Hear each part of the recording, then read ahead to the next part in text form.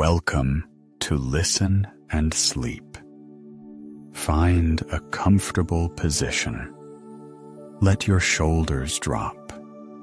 Let your breath slow down. Tonight's story is unhurried, long, like a night that has nowhere to be. We continue our journey into the wisdom of ancient India. And tonight, what guides us is not the path of knowledge, not the path of discipline and strength. Tonight, something else leads the way. Something that requires neither scholarship nor a perfectly trained body, only a heart willing to open.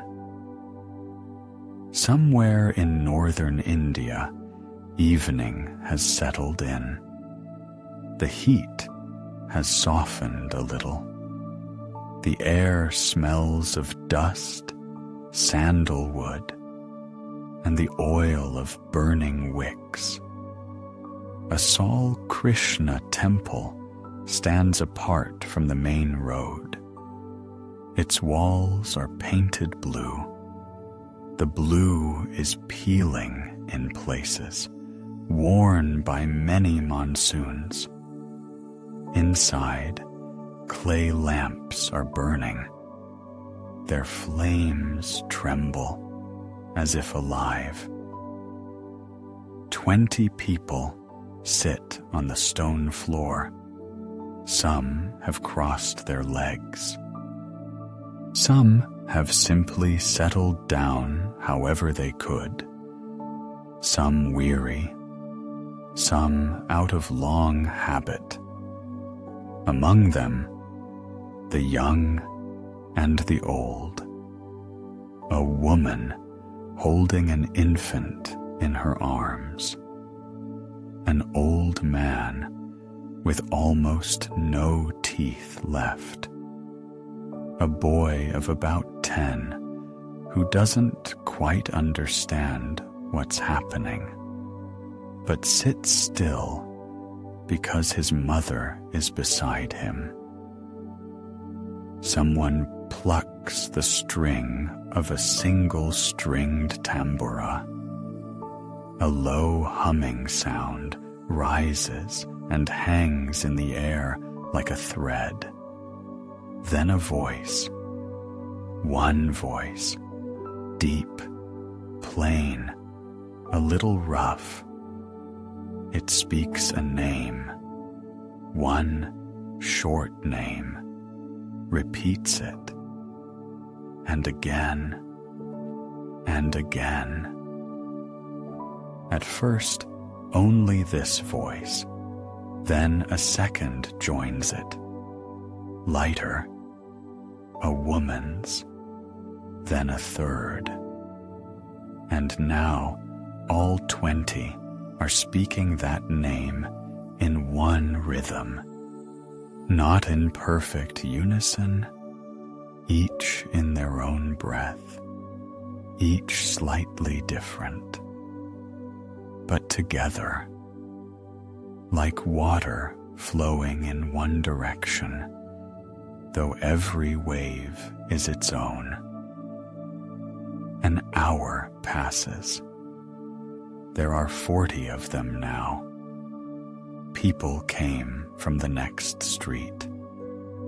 Some from curiosity, some from habit, some carrying a heaviness in their chest that had nowhere else to go.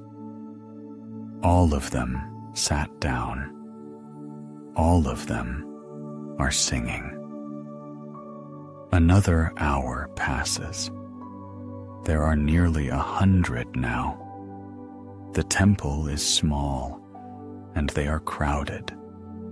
Some have stepped into the courtyard and sing there under the dark sky, under the stars. The lamplight flickers through the open doors. They have forgotten that they came from work, forgotten that tomorrow they must rise before dawn, forgotten that a child is ill at home, that money is short, that the neighbor looks at them sideways. They are simply singing a name, again and again, and something is happening to them, something they could not explain to their wife, their brother, or even themselves. Something has grown lighter. Something opens, like a window that lets in the night air. This is kirtan, the singing of a name, one of the oldest and simplest answers to the question people have asked themselves for thousands of years. How do we draw closer to what is larger than us? Tonight, we speak of the path that in India is called Bhakti, the path of love, the path of devotion, a path that requires neither knowledge nor strength, nor the right family to be born into.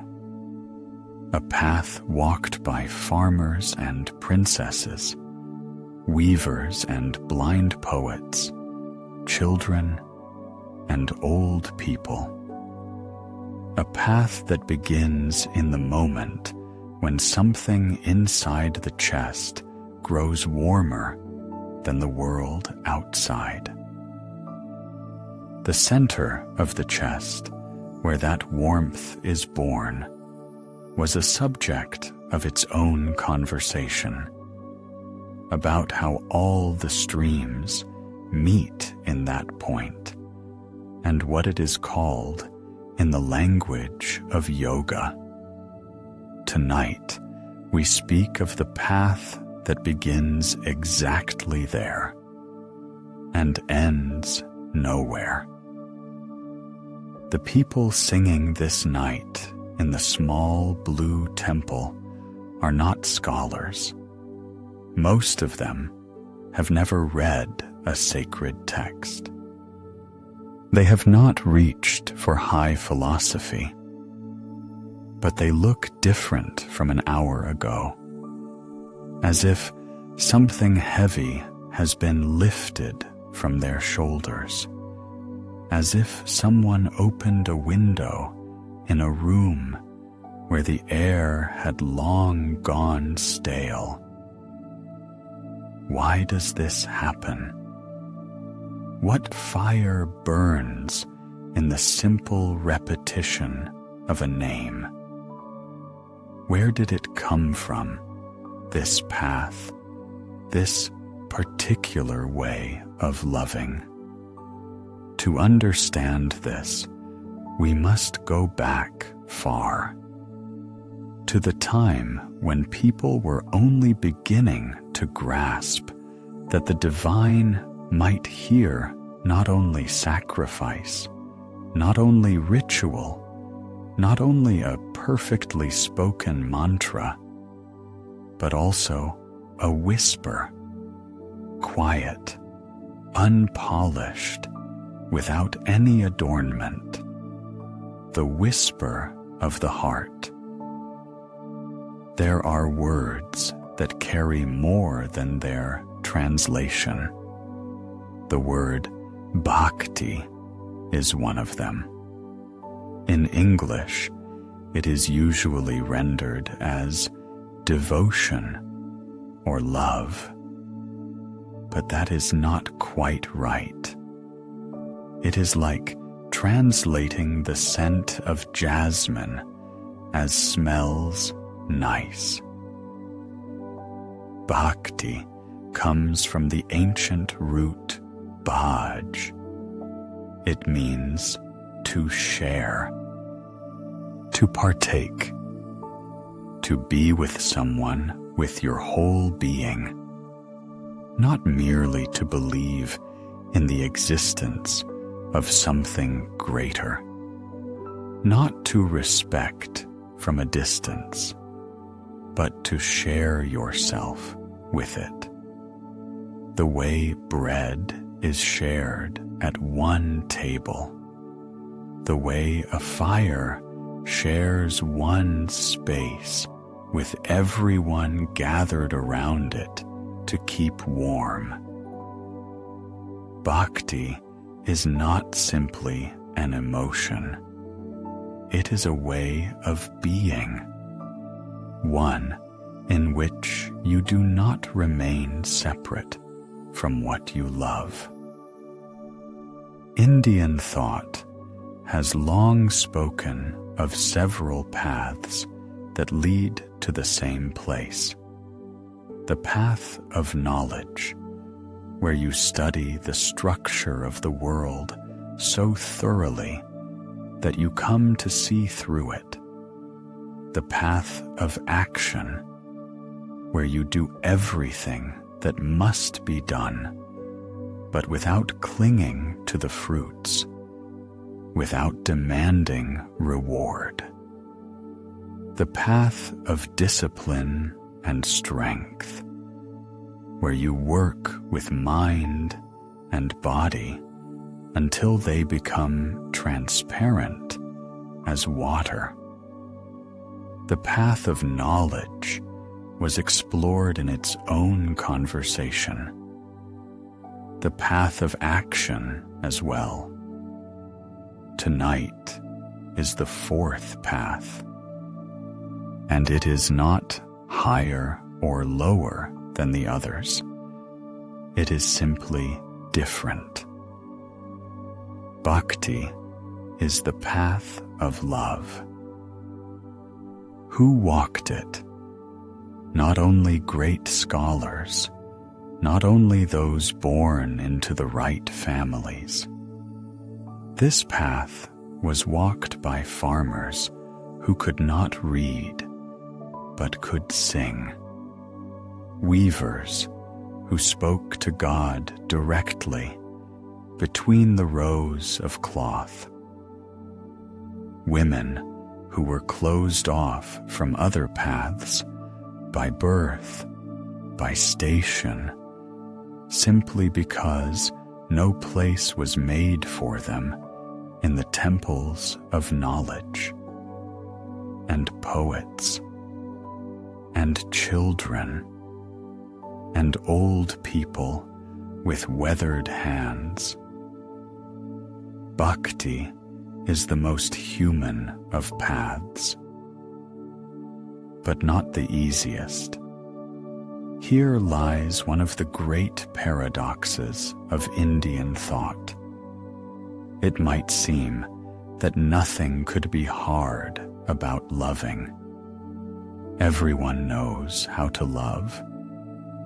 But to love truly is harder than to think, harder than to act, because love does not demand mastery. It demands dissolution. It demands that you stop holding on to yourself. And that is the hardest thing that can ever be asked of a person. One sage put it simply, "The one who knows breaks through the wall with his head. The one who acts breaks through with his shoulder. The one who loves passes through it." Not breaks through, passes. The way water moves through the cracks in stone that no hammer or wedge can open. Water does not fight the wall. water simply flows. And sooner or later, there is no wall. Bhakti is not an alternative to the other paths. It is not a rival to jnana or karma. It is a different language in which the same thing can be said. The same shore, only a different road to the water. And this language has its own particular sound. It sounds in song, in tears, in a name repeated again and again. It sounds where the heart matters more than the mind, where simplicity matters more than learning, where one thing is enough, one sincere, awkward, trembling movement toward what you love. There is something here that is hard to miss. It is precisely on this path, among its followers, that you find the most stories about tears, about people who wept from joy so deeply they could not stay on their feet. The tears of bhakti are not tears of sorrow. They are tears of overflowing. When something inside has grown larger than the body can hold, and this too is part of the path. Where did this language come from? It did not appear yesterday. It was not invented by a single sage in a single night. Its roots reach back to the earliest depths of India's past, to a time when people were just beginning to form the first words about the world, about the gods, about how to live. Imagine a fire, a large, high fire under the open sky. Night. A priest stands at the ritual fire, scattering grain into the flames, murmuring words he has known since childhood. Smoke rises upward, white and thick, smelling of dry wood and clarified butter. This is yajna, a sacrifice, a ritual thousands of years old. The 4 Vedas, the first hymns, and the way the sacred word was ordered in the oldest texts of India were the subject of a separate conversation. Tonight, what interests us is not the ritual itself, but what began to emerge from within it. A voice that calls out personally. Because if you read the hymns of the Rig Veda carefully, you notice something unexpected. Among verses about gods, about sacrifices, about the great forces of nature, something different suddenly appears. An address that sounds too close. You are my protector. You are like a father. You know me. Not a prayer into emptiness, not a demand. A quiet voice speaking to someone as to a friend, to one who hears. This is not yet Bhakti in the full sense, but it is already the seed from which it will grow. The longing for closeness with what is larger than you. The desire not merely to appease, not simply to perform the rite, but to be heard. Centuries passed. Indian thought deepened. The texts known as the Upanishads asked sharper and sharper questions. What is the divine? What is its relationship to a person? Can one not only know about it, but be with it? In one Upanishad, known as the Shvetashvatara, this word Bhakti appeared for the first time in relation to the divine. The statement was simple. The one who is devoted to the divine as to a teacher, to that person the meaning is revealed. Not to the most intelligent, not to the most diligent, to the devoted one. This was a new word, small, like a seed, quite tiny, but with an entire tree already living inside it. Then the epics arrived. The Mahabharata and the Ramayana, vast as rivers in monsoon season. In them, this same current flows. Hanuman loves Rama, not because he must, not because he is a servant, but because he cannot do otherwise. His love becomes his very nature. He is wholly Rama. Yudhishthira loves Krishna.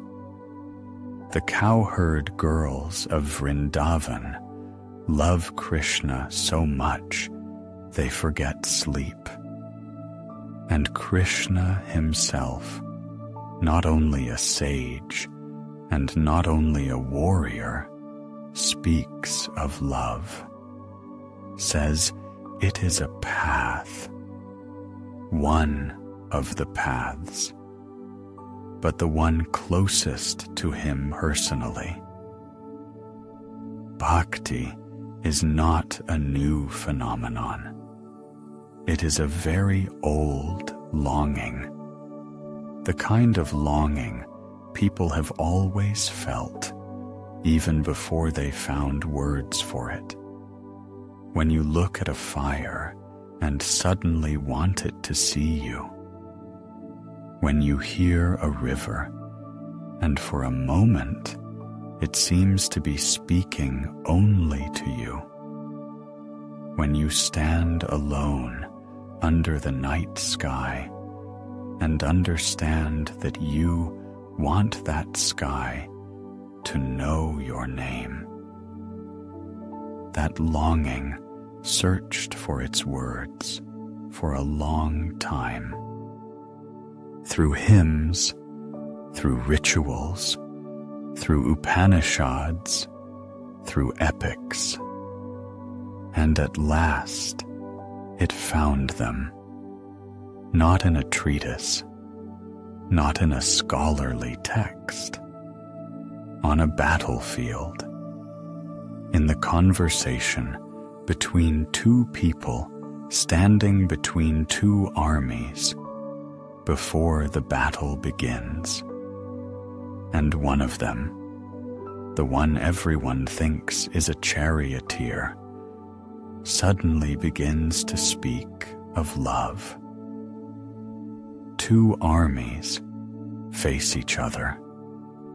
Chariots, banners, the smell of dust and horses. The morning mist lifts slowly over the field of Kurukshetra, and in the middle of all this, one warrior cannot raise his bow. His hands have fallen. His legs will not hold him. He looks at those standing across from him and sees brothers, teachers, friends. And he says, "I will not fight." What is any of this for? What happened next? The conversation between Krishna and Arjuna. The path of action without attachment to its fruits was a long and separate conversation. Tonight, only that part of it which speaks of love. Krishna, the avatar of Vishnu, the embodiment of the highest, comes to Arjuna not only as a teacher of wisdom, he comes also as one who loves. And at a certain point in the conversation, he says something that is hard to expect from a great philosophical text. He says, "Whoever offers me with love a leaf, a flower, a fruit, water, I accept it." A leaf, a flower, a fruit, water. Not gold, not a special ritual, not a perfect sacrifice, not knowledge of Sanskrit, not the right birth, only with love. That one word makes a leaf more precious than the most valuable gift. That one word changes everything. In Sanskrit, this verse sounds as phalam, pushpam, toyam, patram, fruit, flower, water, leaf. 4 simple words that hold an entire path inside them. People have repeated them for more than 2,000 years, and they have not aged, because the truth in them does not age. What you bring does not matter. What matters is the heart you bring it with. Later, in the 12th section of the same Bhagavad Gita, Arjuna asks a question that anyone who has thought about the path has likely asked themselves. Who is higher?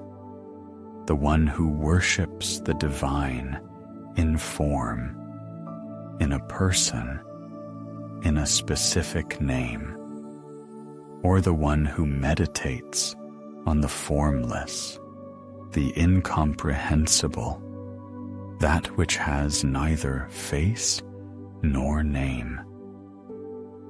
Krishna answers gently. He does not say one path is better than the other. He says, for one who lives in a body, the path through the formless is harder, because the body wants something to hold on to, wants a face, wants a name it can call out to. And the one who loves, the one who comes to me through a face, through an image, through a name, comes to me more quickly, because I myself become the road for that person. Think carefully about this. Not a rule, not an equation. The divine saying, "For the one who loves, I become the road." Not the destination, but the road. Not where you are going, but what you are walking on. This is a different understanding of the relationship between lover and beloved. There is no distance here. The distance itself becomes presence. Bhakti found its declaration, not a quiet corner of a large text, but a central statement spoken by Krishna himself. On a battlefield where people are preparing to kill one another, he speaks of a leaf and a flower offered with love. This combination, the terrible field and the quiet gift, itself resembles bhakti, because bhakti does not require perfect conditions. It is born in the middle of life, in the middle of dust, weariness, and confusion. Simply at some moment, you take what is nearby, a leaf, a flower, a cup of water, and you give it with love. The Gita gave bhakti a language, but how exactly does one love? How is it done? Does this language have its own grammar, its own structure? As it turns out, it does. This love was given exactly 9 words. In the ancient text known as the Bhagavata Purana, there is a boy. His name is Prahlada. He is a few years old. His father is a powerful king who demands that everyone worship only him, not the gods. Him. Prahlada does not obey, not from stubbornness. He simply loves Vishnu, loves him, and cannot stop. The father is furious. Prahlada is thrown into fire, hurled from a cliff, cast under the feet of elephants. He remains unharmed because he is inside of love. And inside love, you do not burn.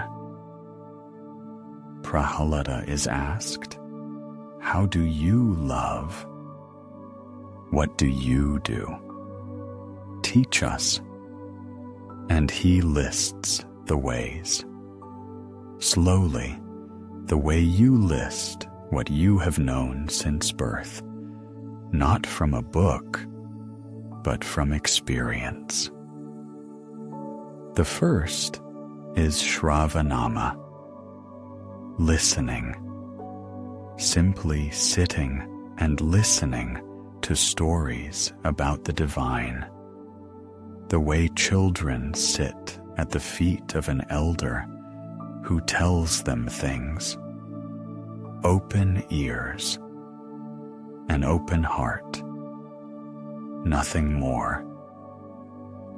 The second is kirtanam, singing the name aloud, the voice as an offering, like a candle held in both hands so the wind will not blow it out, a voice that gives itself into sound. The third is smaranam, remembering constantly, the name on the breath, the name in the space between tasks, while carrying water, while kneading dough, while walking down a road. Not only in the temple, everywhere. The fourth is padasavana, serving the feet, the image of a mother washing the feet of one she loves, to lower the head, to bow, not from humiliation, but from tenderness. The kind of tenderness that does not need equality. The fifth is arkanam, worshipping in form, flowers, incense, the small flame of a lamp. How this ritual is arranged will be a conversation for another time. Tonight, only what lies behind it, the movement of hands toward the one you love. The sixth is vandanam, the bow. The forehead touches the earth. The body speaks what words cannot. You no longer stand upright. You bend down. And in this, there is no weakness. There is only complete openness. The seventh is dasyam, service, relating to the divine as to a Lord you are glad to belong to, not because you were made to, but because nothing is better than belonging to the one you love. The eighth is sakhyam, friendship, the divine as an equal, as one you can talk to simply. Come and say, "This is what happened to me today. This is what brought me joy. This is what frightened me." And to know you are heard. The ninth is atma nivedanam, to give yourself entirely, without remainder, not a part, but everything. This is the hardest of the 9 forms, and at the same time the simplest, because when you have given everything, there is nothing left to decide. 9 doors, 9 ways to enter. And Prahlada adds, you do not need all 9. You do not need to go through them in order or all at once. One is enough. The one that is yours. The one you will stand before and feel. This one. Enter through it. For some, listening is enough, and there is already enough. You are listening right now. Right now. Lying in the dark. You are already inside the first door. Some sing. Some remember. Some bow their heads. Some speak to the divine as to a friend, quietly, without special words. Some simply let themselves go. And that is enough. This quiet circle where a voice sounds and someone listens has existed for thousands of years. It exists right now, here on this channel, in this voice, in this night. If you feel at home in this circle, stay in it. Leave a small, warm sign so the voice will return. This, too, is a kind of Shravanama, a way of saying, I am listening, I am here. Each of these 9 doors had its own great master. Some are saints whose names have been remembered for centuries. Some are poets whose lines are still sung today. Some were simply farmers or weavers, or a girl from a small village who one day felt something shift in her chest, and it never settled back into place. Among these masters, there was one whose path began earlier than all the others, earlier than the verses of Kabir sounded in the north, earlier than princesses sang in the palaces of Rajasthan. There in the south, on the Tamil land, among palms and red clay, among temples rising into the sky in great towers, lived 12 poet saints. They were called the Alvars, the immersed ones, immersed in love so deeply that surfacing was no longer possible. They traveled from temple to temple. They sang hymns to Vishnu. They composed verses that would later enter the sacred canon alongside Sanskrit texts, something unheard of in that era. 12 men and 1 woman, just one. Her name was Andal. Imagine a Tamil morning, the air still damp, heavy from the warmth of the night. Jasmine flowers open in the pre-dawn darkness, white, with a fragrance almost unbearable, too intense for such an early hour. Copper vessels of water stand at the threshold. Somewhere deep inside the temple, an oil lamp is already burning, and its smell, resin, hot metal, incense, filters through the floral scent of the morning.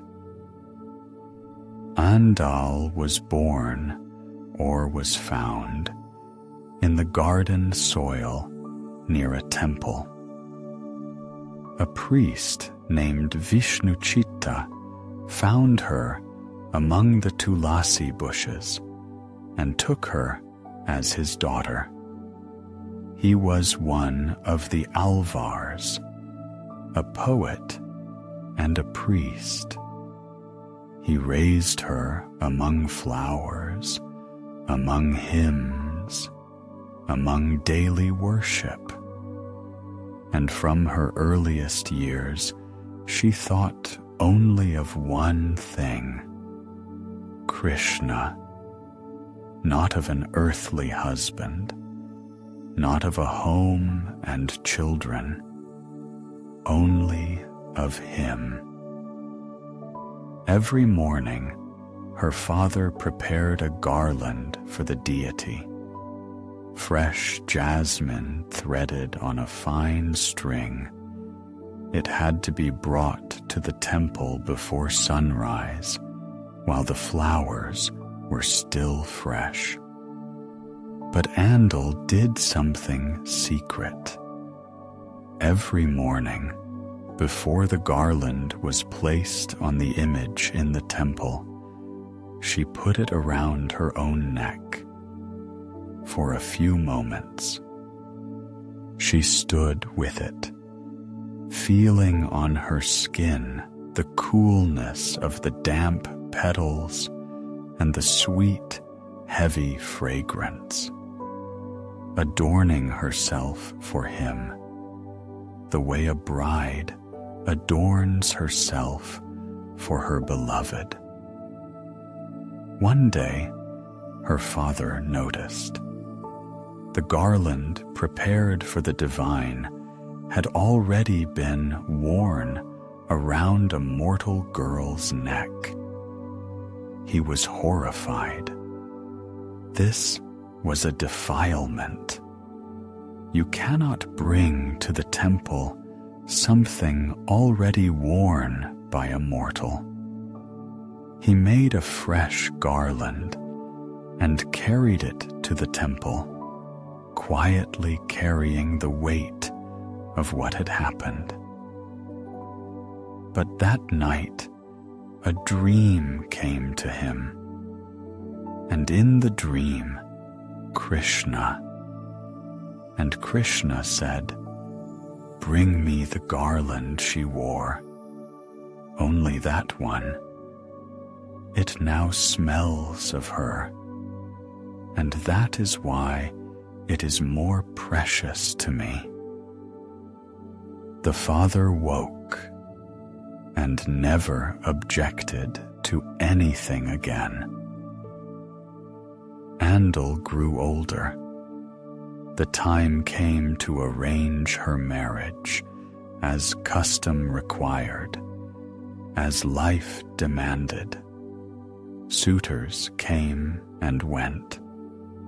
She looked at them quietly and calmly and said no, again and again, because she already had a husband.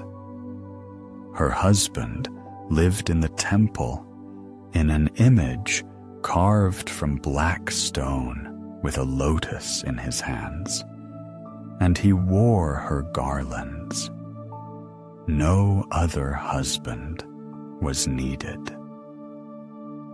At the age of 16, she came to Srirangam, the great temple on an island in the Kaveri River, dedicated to Ranganatha, one of the names of Vishnu. They say she entered the temple and did not come out. She merged with the image, dissolved the way a drop dissolves when it falls into the water it had always longed to become. Her body was not found, only the imprint left by a garland. Her verses remained. They are called Tirupavai, 30 short hymns still sung today on December nights across the Tamil land.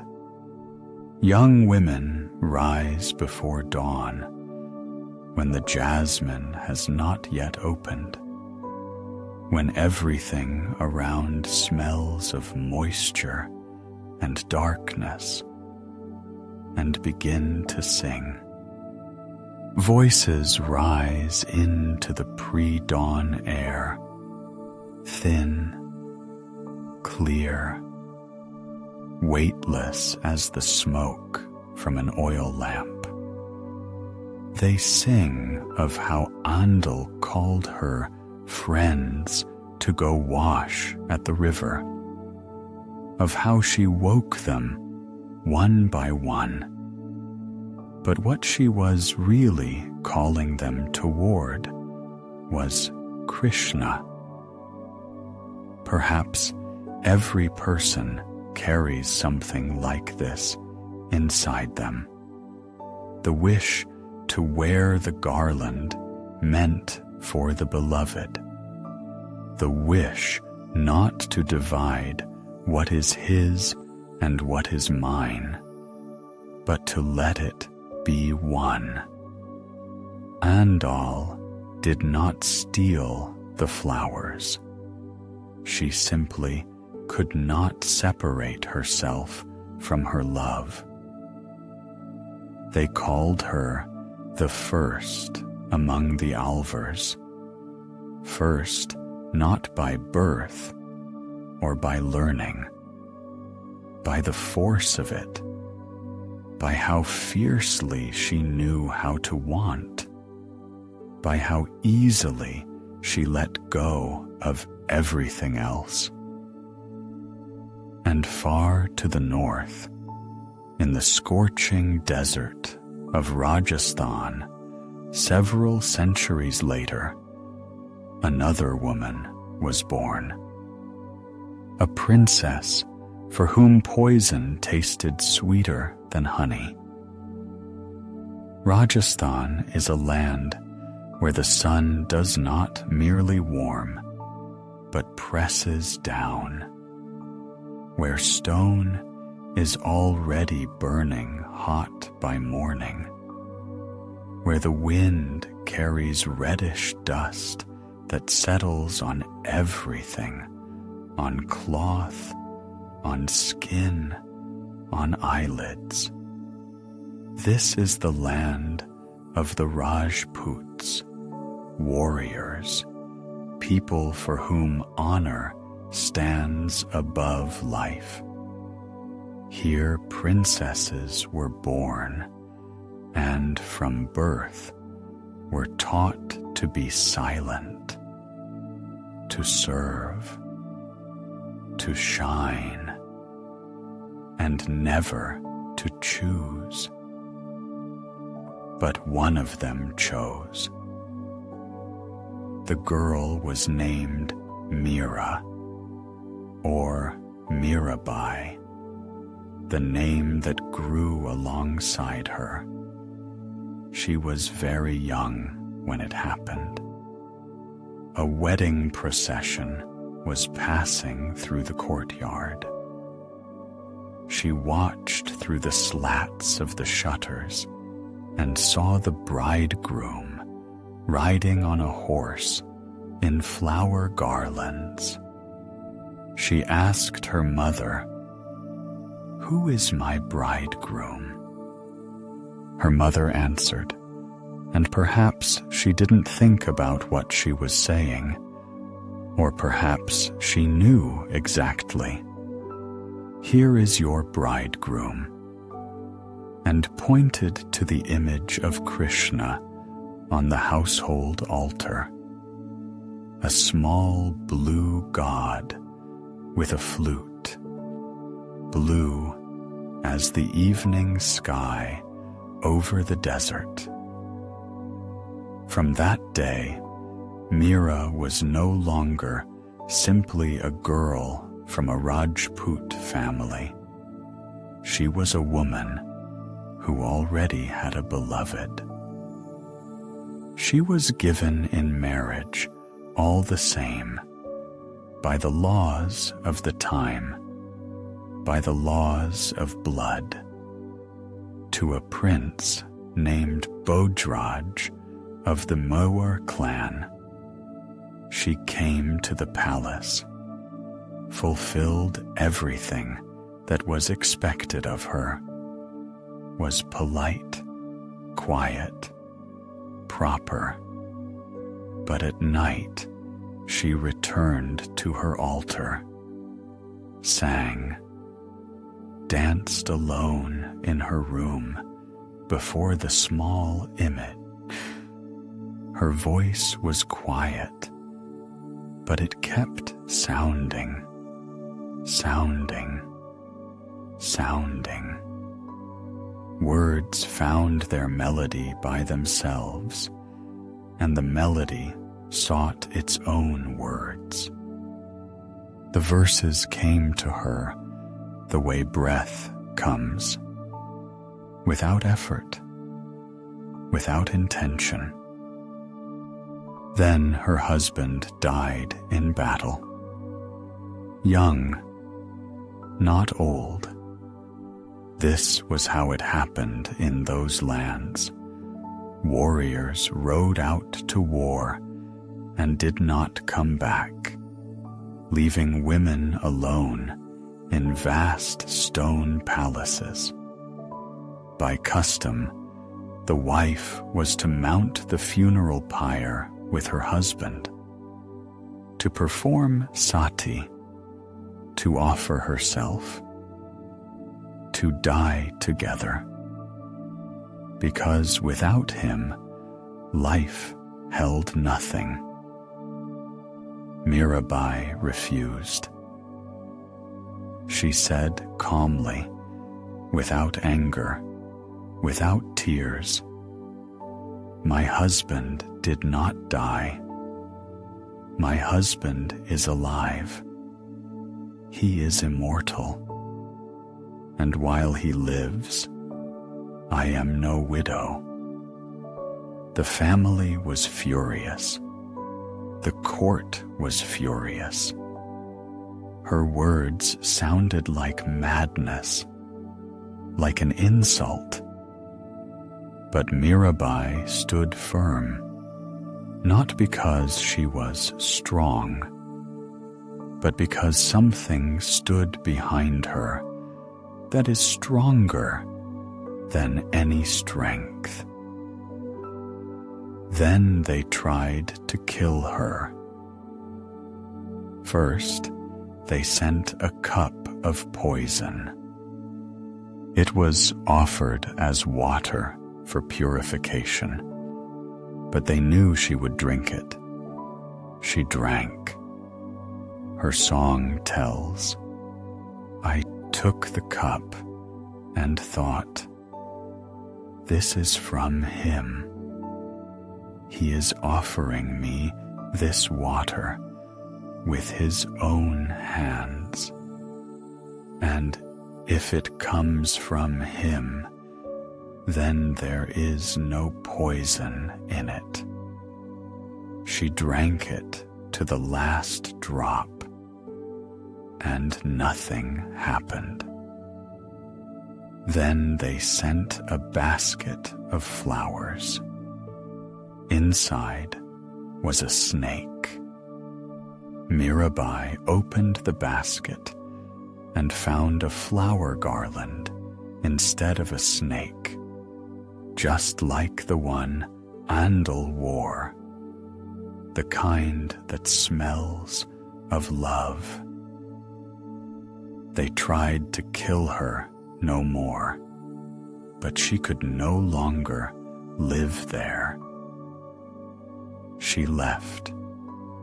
She removed her golden jewelry one by one, bracelets, earrings, necklaces, everything that a princess was supposed to wear, everything that gave her a place in this world.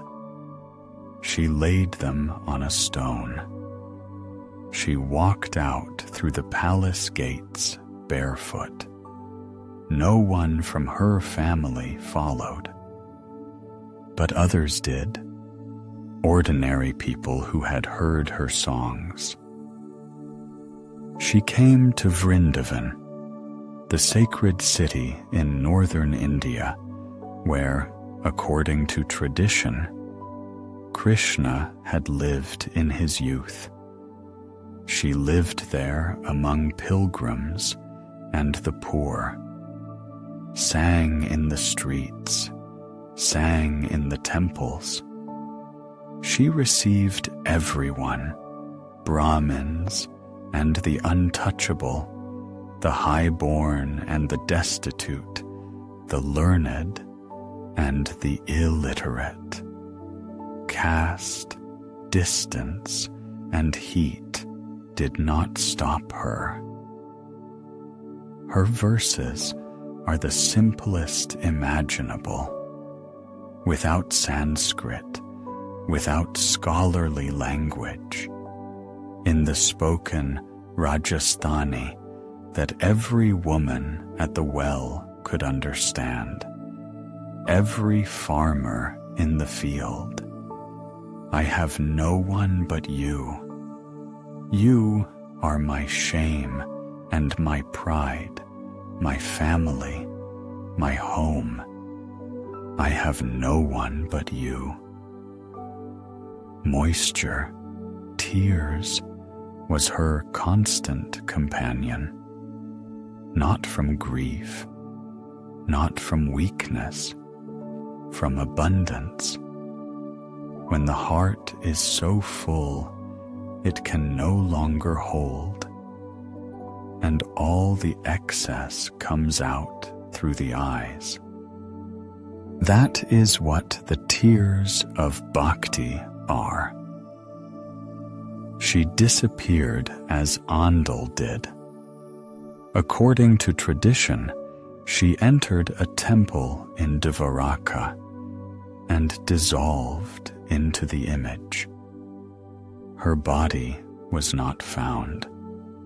Only her clothing, folded neatly at the threshold, and flowers, and a fragrance, sweet and heavy, like jasmine in the hour before dawn. Mirabai loved a Krishna who had a face and a name. But in that same India, there lived a weaver who said, "The divine has no face and no name," and he loved it so intensely that his words still burn. Benares is a city without a beginning. It has stood on the bend of the great river for so long that it no longer remembers itself as young. In the morning, a white mist lies over the Ganga. Through the mist, boats move. On the banks, fires burn. Smoke rises straight up in the still air. Somewhere a bell rings.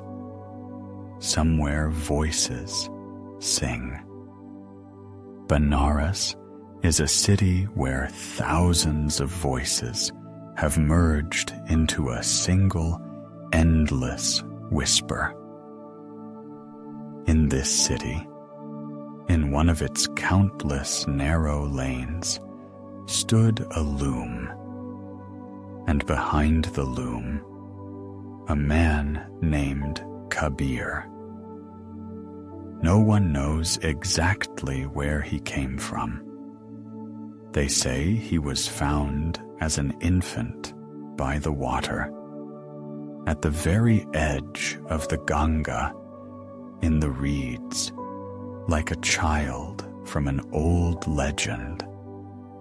He was taken in by a Muslim family of weavers, kind people who asked no unnecessary questions. He grew up in their faith, in their customs, in their trade. he became a weaver like his father. All day long, the sound of the loom, monotonous, steady, like breathing, thread over thread, row after row. But he also went to a Hindu teacher, to Ramananda, a great master who accepted everyone. According to legend, Kabir lay down on the steps of a ghat before dawn, knowing that the teacher would come down to the river in the morning and step on him. Ramananda stepped on him, startled, and cried out, "Rama, Rama!" And Kabir stood up and said, "There, you have given me initiation. I heard the name from your lips." So he became a student without asking permission. So he took a name and made it his own. Kabir belonged to neither side. He was not a Hindu. He performed no rituals, worshipped no images. He was not a Muslim in the ordinary sense. He did not pray at the mosque or accept any intermediary between himself and the divine. He belonged only to the one who, as he said, has no face, no name, no temple, no mosque, only presence, only breath, only what lives inside, if you allow it to live. His verses are short and sharp, like a fist striking the chest. He sang them at the loom, threading words the way he threaded yarn. What are you looking for in the temple? The one you seek lives inside you. Go in, sit down, be still. He is already here. Or, if bowing counted as meeting the divine, the most devout creature alive would be the dung beetle. Or, quietly, almost in a whisper, I die laughing, watching people search for him where he never goes. This is Bhakti without an object, love without an address. Kabir called his divine simply Ram. But this was not the Rama of the Ramayana, not the one who defeated Ravana and was husband to Sita.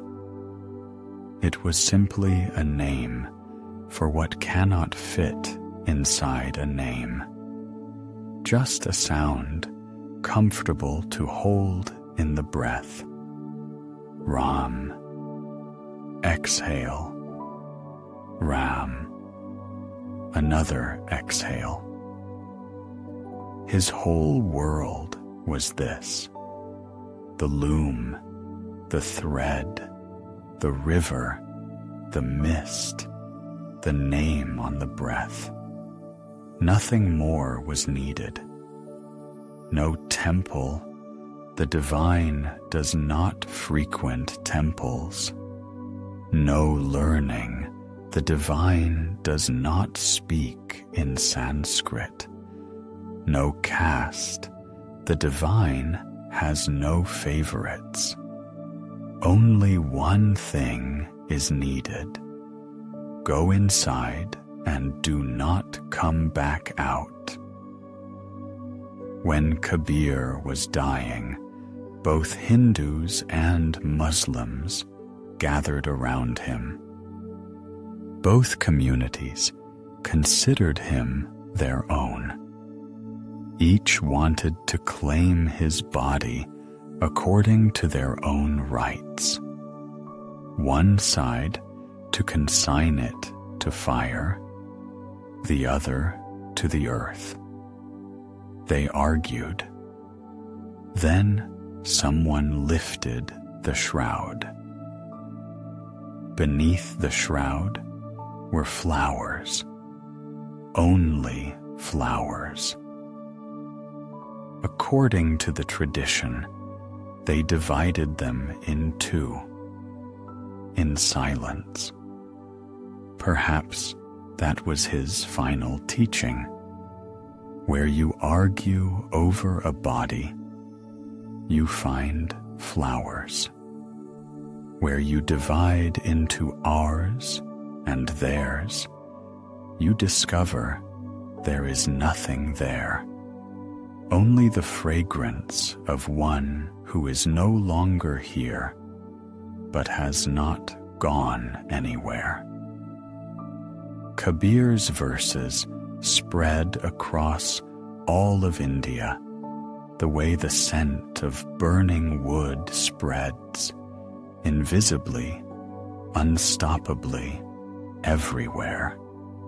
His stanzas were sung by weavers and farmers, monks and merchants, people from the north and from the south. Later, his words entered the sacred book of another great tradition. But that is a separate conversation for another quiet evening. Today he is remembered as the man who said the simplest thing that can be said about love. It requires nothing except the willingness to feel it. No ritual, no education, no correct name for the divine, only stillness inside. Only the loom, the thread, the mist over the river. And somewhere in all of that, the presence of one who never left. And at the same time, at the other end of India, farmers walked on foot with centuries on their shoulders. They loved Vithala, and they had been walking for 300 years, and they still walk today. There is a road in Maharashtra that is ever empty.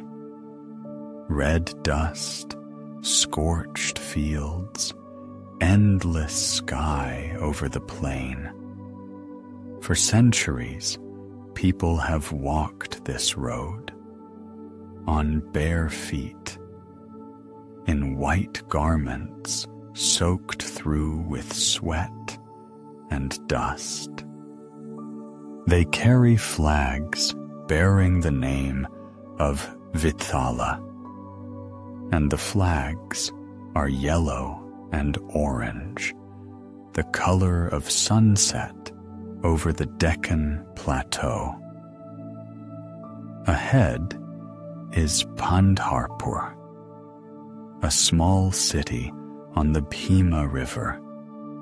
There stands a temple, and in the temple an image of Vithala, Krishna, but different. He stands with hands resting on his hips, easy, as if he had just stopped mid-step and is waiting, simply standing and waiting. Like this for 700 years. Those who walk toward him are called Varkari, pilgrims. They come to him twice a year, in July and in November. Thousands of people, then tens of thousands, then hundreds of thousands. They walk on foot from their villages for weeks. They sing along the way. They beat on drums. They shuffle bare feet over red clay. This is not a celebration and not the fulfillment of a duty. It is simply that they are going to the one they love. The way a person walks toward a friend who has not seen them in a long time and is waiting. Among the Varkari great ones were born. One of the first was Namdev, a tailor who lived 7 centuries ago. Quite young, the first time he came to Pandharpur. In his verses, he tells, "Here he sits at the feet of Vithala, eating his meal. Simple food he brought himself, and Vithala sits down beside him, reaches out a hand, and they eat together. Just like that, the divine and the tailor together at a meal. No grandeur, no chasm between mortal and immortal. Just 2 friends having lunch. This is the rasa of Sakya, friendship, the warmest and most human of all the forms of love for the divine." Namdev traveled. He walked all the way to the north, to Punjab. His name is remembered there to this day. His verses entered works that carry more than one tradition at once, because love knows nothing of the borders people draw on their maps.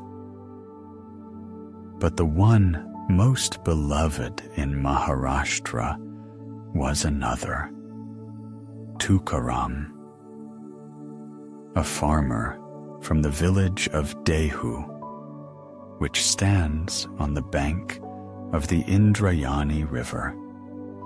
He lived many centuries ago, in a time when the Deccan was burning with war, when famine and illness walked beside people like shadows. Tukaram knew this, not from rumors. His first wife died. His son died.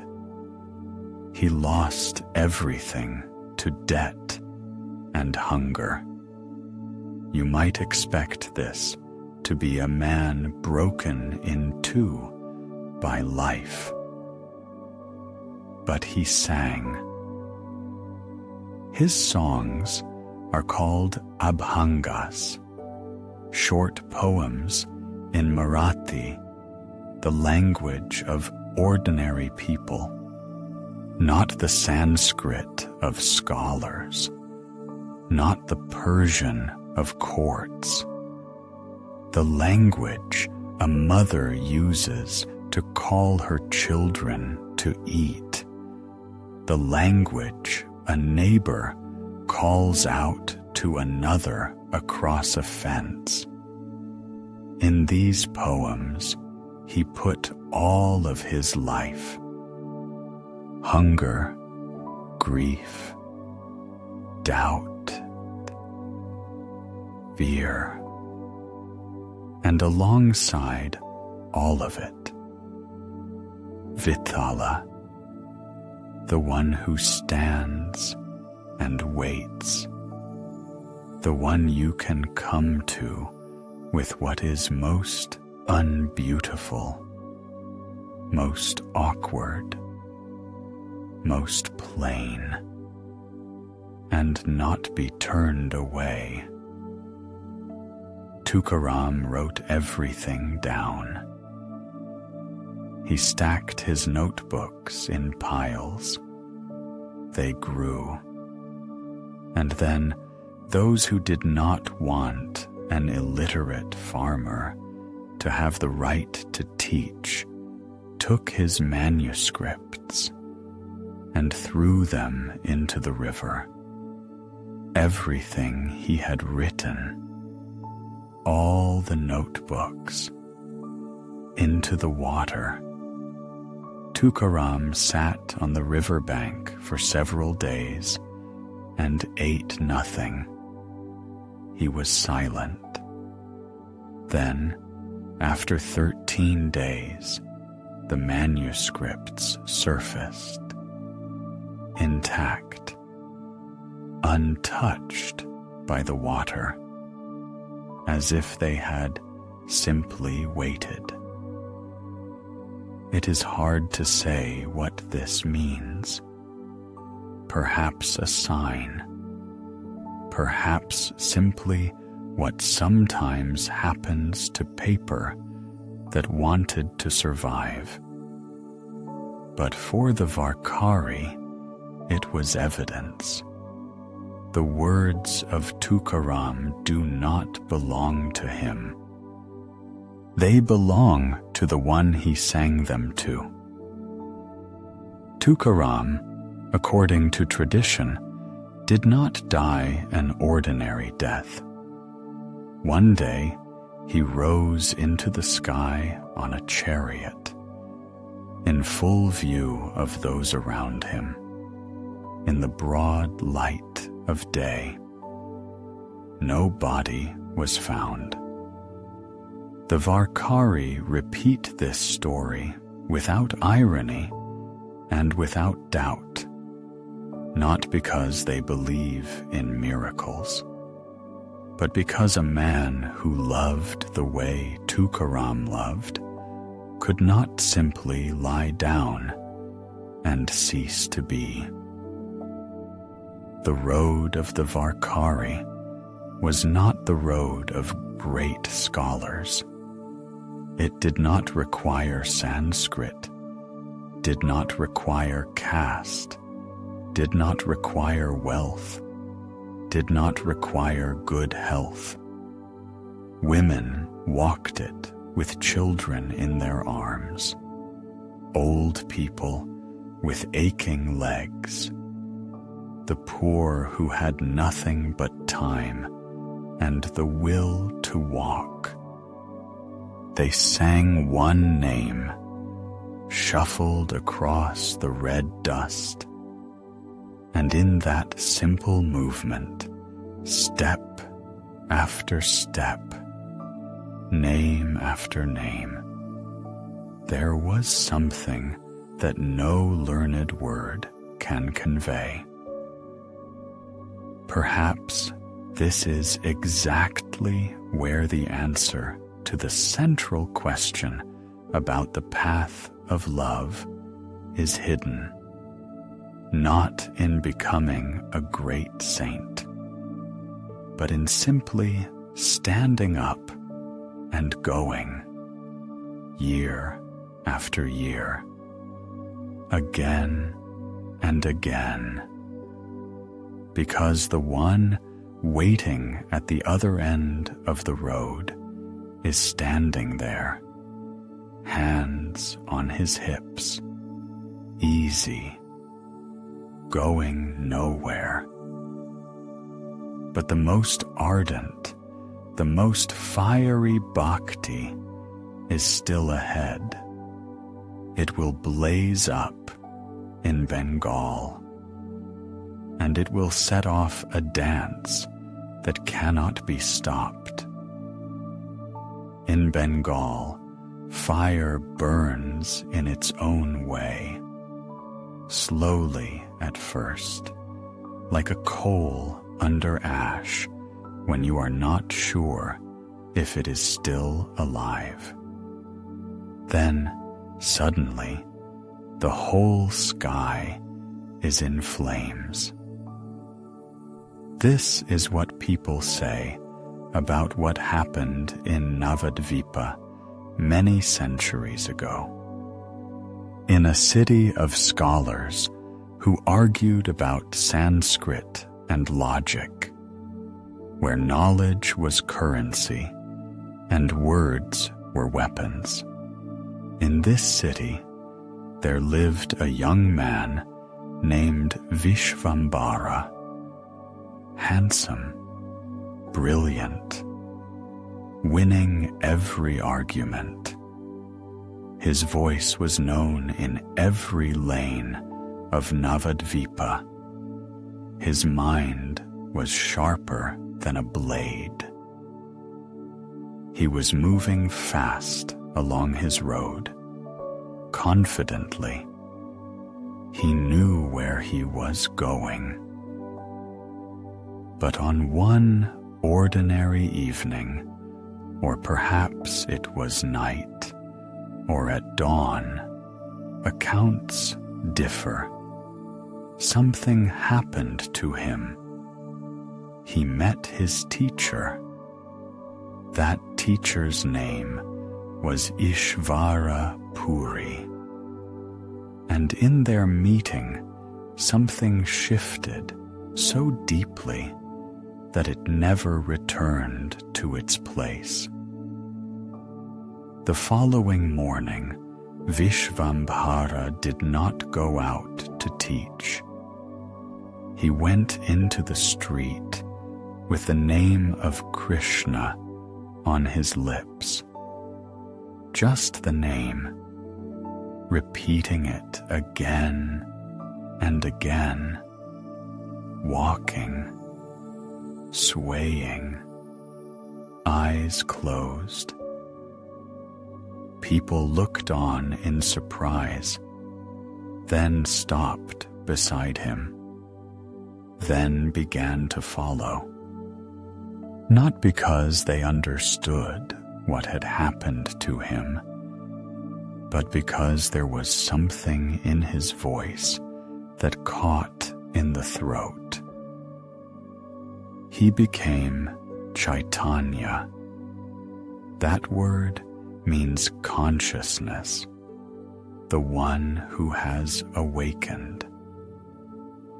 Now picture those streets, a hot Bengali day, air thick with humidity, red earth underfoot, the smell of sandalwood and sweat, the sound of the mridanga, an elongated drum whose voice resembles speech.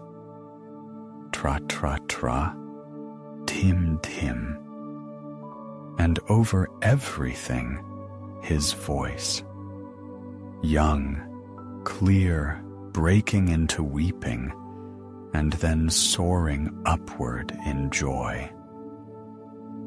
Hare Krishna, Krishna Krishna, Hare Hare, Hare Rama, Rama Rama, Hare Hare. These are not just words. This is the Maha Mantra, the great mantra. 16 names, 16 syllables. Chaitanya said, "In these names is everything. Nothing else is needed. Simply say them, sing them, whisper them. The names will do the rest themselves. He danced. This was not a festive dance, and not a ritual dance. It was something else. His body moved as if it no longer quite belonged to him, as if something larger was moving through it. He fell. He rose. He wept. He embraced those standing nearby. He laughed until laughter became sobbing, and sobbing became laughter again. Those who loved him said, "He is Krishna himself, come into the world not to give knowledge or display power, but to discover what love for himself feels like. To know from inside a human body what it is to love Krishna." Scholars looked at him with puzzlement. Neighbors shook their heads. But those who heard his singing even once came back, again and again, because something happened near him that no textbook has a word for. He established what would later be called Gaudiya Vaishnavism. From Navadvipa, his path went across all of India. He walked on foot to the south, then east, and everywhere that sound followed him. The name, the name, the name. He carried not a teaching, but a fire. And fire does not ask whether you want to burn. Then he stopped in Puri, where the great temple of Jagannatha stands, where the air smells of sea and flowers, where the surf never falls silent. He lived there. He prayed. He sang. He wept before the image. Tears ran from him constantly, not from grief, but from excess, like a vessel that has been overfilled, like a river that cannot stay within its banks. He wrote very little, only 8 verses, known as the Shikshashtakam, 8 teachings, for a man who had spent his whole life singing and speaking. 8 verses is almost nothing. But in these 8 verses, there is one line that changes everything a person thinks about the spiritual path. He says to Krishna, "I do not ask for wealth. I do not ask for knowledge. I do not ask even for liberation. I ask only this: birth after birth, may love for you live in me. Liberation not wanted." These were almost unheard of words.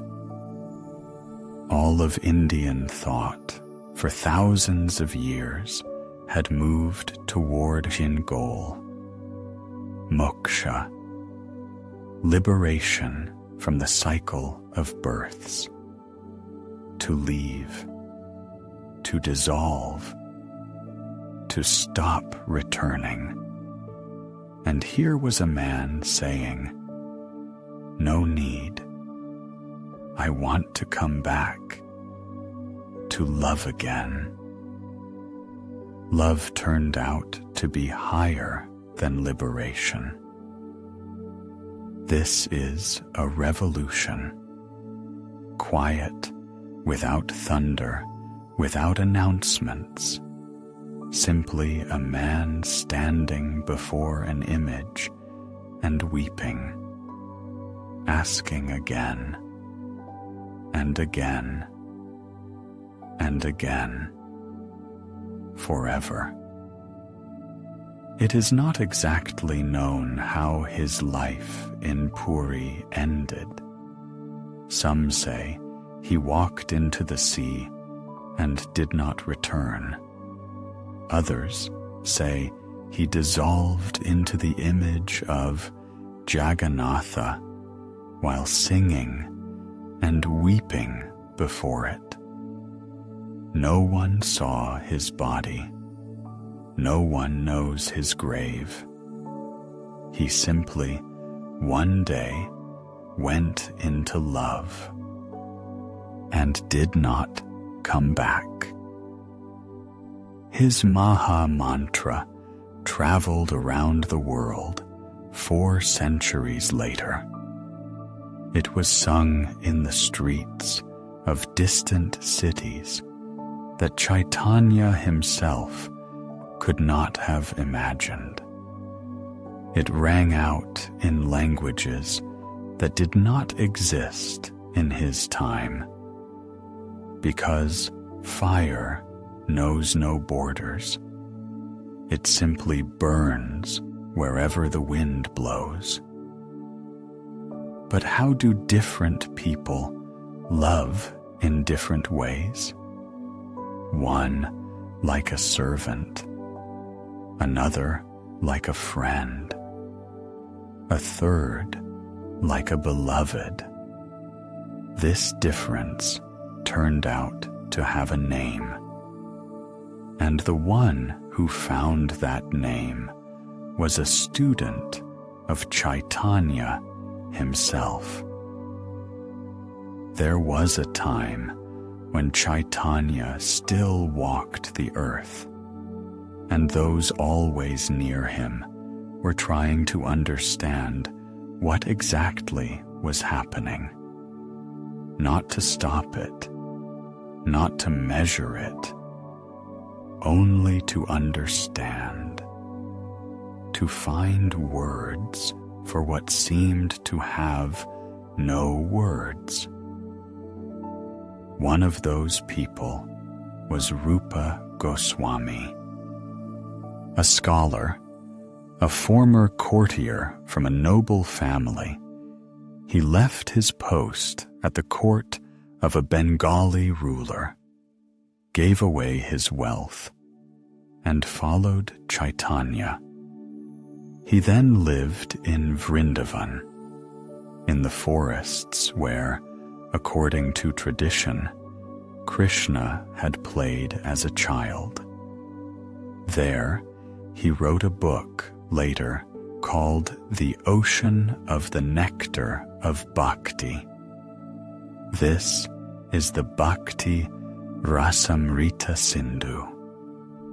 A long name, but its meaning is simple. He tried to describe the taste of love.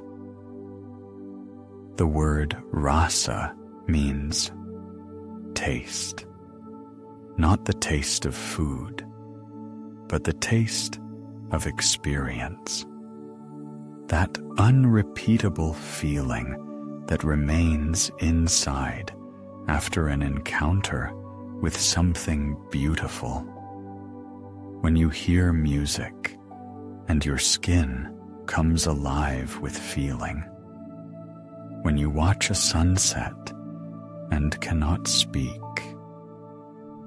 When you meet someone and suddenly feel you have always known them. Rupa Goswami said, "Love for the divine also has a taste, and not one taste, but five. 5 different ways of feeling the same thing. The first is Shanta, peace. The quiet, even love of a sage who sees in the divine the great stillness of the universe. Not heat, not storm, only peace. Like cold water on a hot day, the divine here is vast and motionless, like the sky above, and the loving one simply watches, simply breathes. The second is Dasya, service, the love of one who is glad to belong, not from fear, but from joy, to be near, to carry, to offer, to care for. The divine here is a Lord you wish to serve, and in this service there is no humiliation, only fullness, because you know to whom you are giving your time. The third taste is Sakhya, friendship, the divine as an equal, as one you can wrestle with in the dust, laugh with, argue with, play with. Krishna and his cowherd friends in the forest of Vrindavan. This is Sakhya. They do not know that a god is beside them, or they know but forget, because right now he is simply hiding behind a tree and laughing. Feel the difference. Shanta is looking at the horizon. Dasya is carrying something important. Sakhya is running through the grass side by side. The fourth is Vatsalya, the love of a parent, seeing in the divine a child who needs to be fed, wrapped in warmth, kept safe. Yashoda, the mother of Krishna, a simple village woman, without special knowledge, without any initiation. She did not think about her boy being the embodiment of the eternal. She thought about how he had not yet eaten, how his cheeks were dirty, how he had run off too far again. Her bhakti is warm as bread from an oven. In her, love for the divine lives as care for the most vulnerable being in the world. Rupa Goswami says, "This too is a path, to see the infinite as small, and to love it." And the fifth is Madhurya, the highest, the hardest to put into words, the love of the beloved, not even and calm, but trembling, unbearable, the kind that leaves you not knowing where to go. This is how the gopis, the cowherd girls of Vrindavan, loved Krishna. They heard his flute at night and left everything: husbands, children, household tasks, fear of what others would think. They went toward the sound. They could not do otherwise. And among them, Radha. Her name stands apart. She is not the wife of Krishna. She is not his mother. She is the one he reaches toward, just as she reaches toward him. A relationship without hierarchy. Only attraction. Only longing and meeting,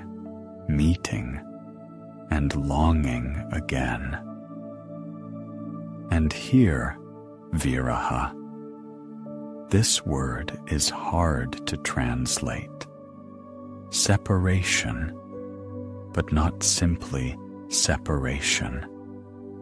The unbearable experience of a beloved's absence when everything around is a reminder of them. Every bush in the forest of Vrindavan, every distant sound of a flute. Mirabai knew this feeling. She described it in every song. You did not come. The night is so long. You did not come. And in this longing, there is a paradox that Rupa Goswami calls the subtlest point of the teaching. When the lover does not see the beloved, they feel them most of all. Separation sharpens love to its limit. Absence becomes the sharpest presence. Because if parting does not hurt, then the meeting was not real. 5 tastes, 5 ways of one love. Rupa Goswami said, each one is complete. There is no need to climb from Shanta to Madhurya. This is not a staircase. These are 5 different gardens. In each, its own flowers, its own fragrance, its own weather. And the gardener is one. What matters is this. Each taste depends on who you see the divine to be. If great stillness, then Shanta. If a friend, then Sakya. If a beloved, then Madhuraya. In other words, how you love is determined by who you see the divine as. And this is a choice of the heart, not the mind. Rupa Goswami spent the rest of his life in Vrindavan.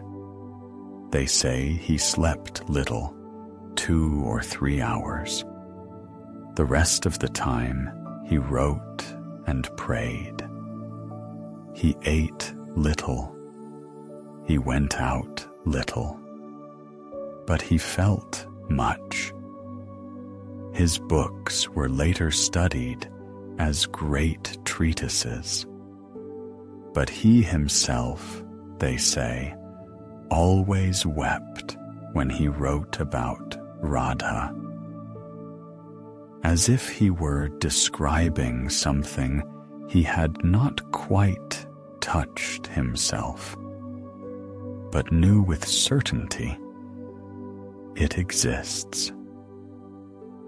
And yet, what is a person to do with all of this? Not a poet, not a scholar, not someone who left a court behind and lives in the forest, someone who has only a voice and a breath. What does such a person have? They have a voice. Simply a voice. Untrained, unpolished, sometimes quiet, sometimes trembling with weariness, but alive. And that voice can speak one word, one name. The tradition of Bhakti says, "This is enough." Kirtan is the singing of a name aloud, with others, or alone. Bhajan is a devotional song with a melody, words, a rhythm. Namasankirtana is the repetition of the name itself, again and again, like a current that does not stop. 3 words, 3 ways of doing the same thing, calling out. But there is an idea that lies deeper than all these words. It sounds remarkable. It sounds like this: the name of the divine is not simply a word. It is the divine itself in sound. An ordinary word is a sign pointing to a thing. The word river is not the river. The word fire does not burn. But with the name of the divine, it is different. When you speak his name, you are not simply naming him. You are calling him. Because in this name lives what the name names. Sound and presence are one. This means you do not need to travel to a distant temple. You do not need to know Sanskrit. You do not need to be able to read. You do not even need to understand what it means. It is enough to speak. It is enough to breathe. This same understanding in slightly different words was part of the devotion to Hanuman. The Hanuman Chalisa, 40 verses that contained an entire faith, was a separate conversation. The roots of that practice are here, in this understanding. The name itself carries the one it names. Namasankirtana became the greatest gift of Chaitanya. He said, "In this age, people have no strength for long practices, for great ceremonies, for years of fasting. But everyone has a voice, and everyone can sing." He went into the streets with a crowd of singers. This was called Sankirtana, a shared glorification. people walked, sang, clapped their hands, drums, cymbals, singing, louder and louder, hotter and hotter, until something inside shifted, until something melted. And then silence came. After the silence, more singing, but different, quiet, like a whisper. Listen to this image. Imagine a large room, oil lamps, the bitter smell of camphor and warm metal, several dozen people. A voice begins to sing, one, then another, then all together. The melody is simple, almost childlike. The name repeats, repeats. First you hear the words, then only the sound, then something else, something that prickles behind the eyelids. This is exactly what Ramakrishna experienced.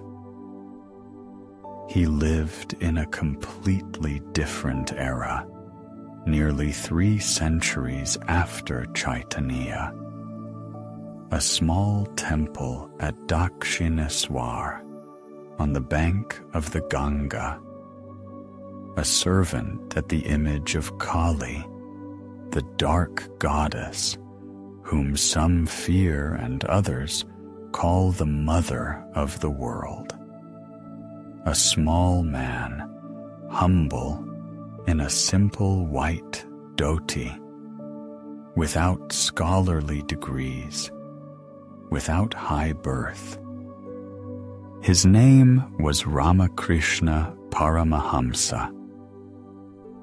He wept before Kali until he could not stand. Literally, he would sit on the temple floor and weep. For hours, people thought he was ill, or had lost his mind, or was simply weak of spirit. But these were not tears of sorrow. This was overflow, like Chaitanya, like Mirabai, like all those who were filled beyond what has a name. He spoke of this simply, very simply, without treatises and without teachings. He said, I do not know any teaching. I know only the name. The name. One word. Everything. Ramakrishna drew no distinctions between paths. He practiced bhakti toward Kali, then toward Krishna, then tried the path of non-dual knowledge, then Islam, then Christianity. His conclusion was plain. These are all different doors into one house, and in every doorway, someone stands waiting. You only need to knock. His knock was a voice. His voice was a name. His name was what he loved. About the repetition of the name as a practice, about how it becomes technique, breath, silence, there will be another conversation. Japa, tapas, all that is deep and exacting in this.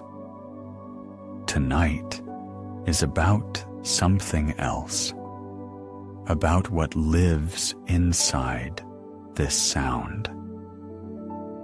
Because when you hear a name and it resonates inside you, this is not simply sound.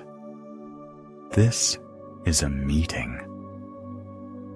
A name is a bridge, the shortest bridge of all. You are here. The one you love is there. Between you, a syllable, one exhale, and that is all. The rustle of beads in the darkness, the quiet whisper of someone lying awake, the voice of an old woman in a corner of the temple who repeats a name as naturally as she breathes, a boy at the edge of a river, skipping stones across the water and whispering something under his breath. They are all inside this tradition. They are all doing the same thing. They are naming what they love. And most important of all, what remains when the lover and the beloved finally meet? What happens when the river that has flowed so long at last reaches the sea? Somewhere now, the oil lamps are burning down. The people who have been singing through the night are quietly making their way home. Their footsteps are barely audible. They carry inside them something without a name, something that has become a little lighter, or perhaps a little fuller. It is hard to say.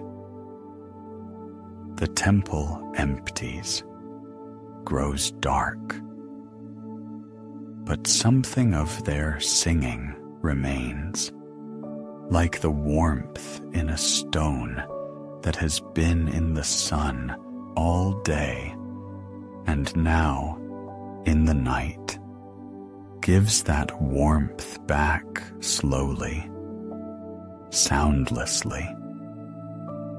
Do you remember the question we began with? What happened to those people? Why did they, who entered a small temple, tired and heavy, come out different? What happens when you sing a name? Perhaps now an answer is possible. They forgot themselves for an hour, for a night, for a moment.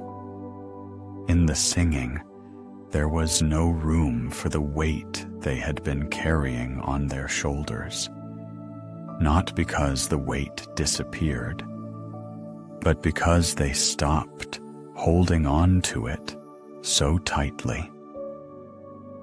Bhakti is not a great feat. It is not an ascent to a summit. It is not the breaking of walls in search of truth.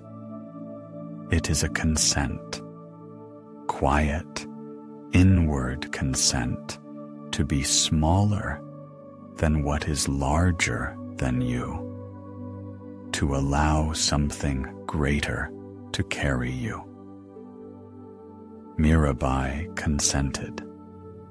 She let go of the palace, the jewelry, the safety. In return, she received only Krishna, and that turned out to be more than everything else put together. Kabir consented. He let go of belonging, neither Hindu nor Muslim.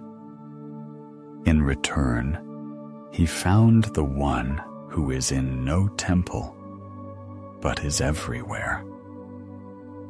Tukaram consented. He let go of dignity, prosperity, security. In return, he received songs that were sung and will be sung. Chaitanya consented to the hardest thing. He let go even of the desire for liberation. In return, he asked only to love, again and again. All of them did the same thing. They agreed to be small. And it was precisely in that smallness that they found something that cannot be lost. Because the one who carries themselves is always in danger of being dropped, and the one who is carried is free. This is the answer. Bhakti is dissolution, not disappearance, not annihilation. A river that has merged with the sea is not destroyed. It is the sea. The lover who has dissolved into love has not ceased to exist. They have become wider than themselves. It is impossible to say who called out to whom first. Did Mirabai call to Krishna? Or did Krishna call to Mirabai? Did Kabir search for the divine? Or did the divine search for Kabir? Was Ramakrishna weeping before Kali? Or was Kali weeping in Ramakrishna? Bhakti dissolves this question. It is no longer needed. You are lying in the dark right now.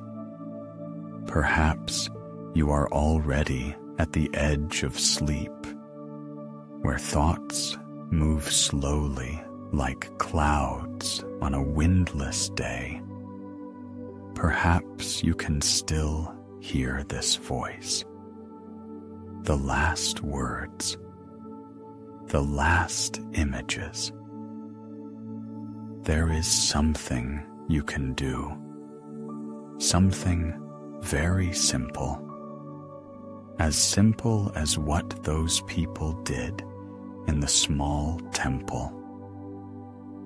You can whisper a name, any name, the name of someone you love, a person, the divine, simply a word that carries warmth, a name that when you say it, something inside answers.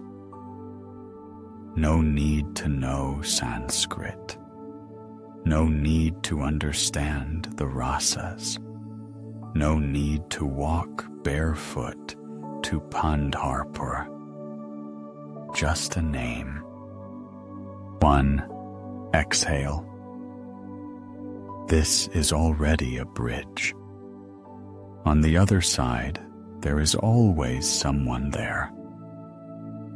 Stories of worship and ritual. Stories of the path of renunciation. Those will come in their own time. There is much there, a depth and beauty of their own. But tonight, only this: a name, silence, and something warm that remains after the word has been spoken, and its sound still hangs in the air. The darkness around you is soft. It does not press. It covers you. You can breathe more slowly now. The body grows heavy. Thoughts drift away to where they do not return until morning. May the name you still have time to whisper keep you through the night. Peacefully, you have been listening to listen and sleep.